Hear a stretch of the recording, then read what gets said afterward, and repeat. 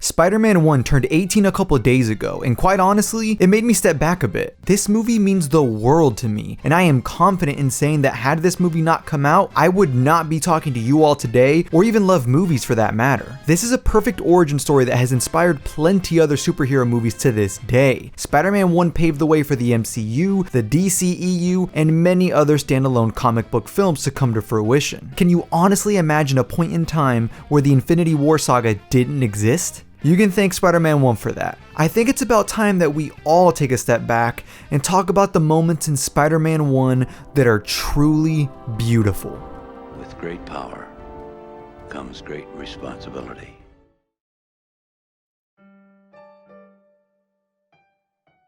This moment doesn't last long, but it still makes an impact. Understanding the tragic events of 9/11 happened not too long ago from when this film was released, this was a moment that many people needed to see. Spider-Man is trying to save Mary Jane and a ton of children from falling to their death. He is doing everything he can, but the Green Goblin is getting in his way. Just as the Green Goblin is about to make Spider-Man drop the kids, the people of New York come to help. They're all throwing objects at the Green Goblin just until Spider-Man is able to put everyone down on a boat that's passing by. You mess with Spidey, you mess with New York! You mess with one of us, you mess with all of us! This small line really sells the beauty of humanity. We're all united as one. Sure, Spider-Man has superpowers, but the people of New York with no abilities were still able to unite together for the greater good. And after the tragic events of 9/11, the world needed a moment just like this.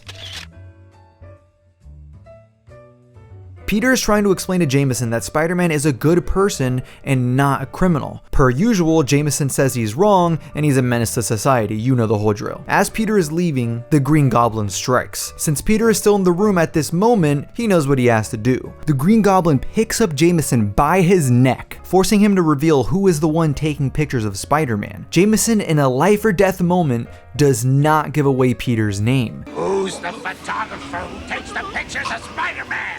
I don't know who he is. His stuff comes in the mail. You're lying! I swear. As much as he talks down about Peter's photos, barely pays him, and is an overall jerk to everyone in the building, that's not who he truly is. He revealed that he does care for the well-being of others in this very brief moment. This humanizes Jameson as a real person and not a caricature of a person. And of course, once Spider-Man does save Jameson, he goes back to his usual self. At least we know he's a good person at heart.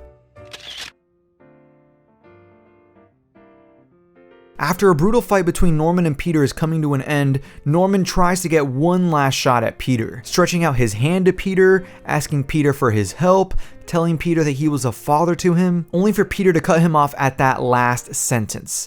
I have a father. His name was Ben Parker.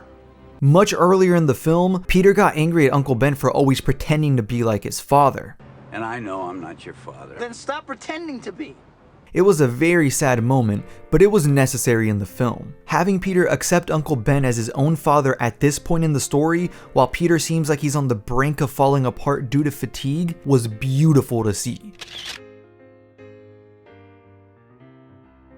This moment is just iconic. When you bring up Spider-Man, this might be one of the first scenes that pop up in people's minds. And you can't really blame them. The upside down kiss has been stapled in our minds for years now, and it'll likely stay that way for a very long time. Peter just finished talking to MJ just a moment ago when he sees some bad guys approaching her. He quickly puts on the suit and saves her from danger. For a very brief moment, we're led to believe that Peter just escapes the scene, but then we get this beautiful moment.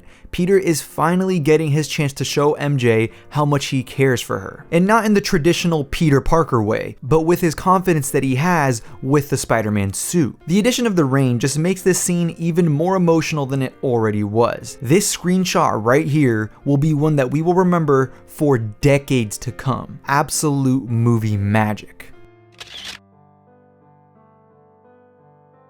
This one might be a bit of a cop-out, but you can't say it's not deserving of the #1 spot. Peter has gone this entire film wanting to get the girl of his dreams, and when the opportunity comes where he can finally get with Mary Jane, he doesn't. He finally understands what Uncle Ben told him in the car, the iconic line. Remember, with great power comes great responsibility.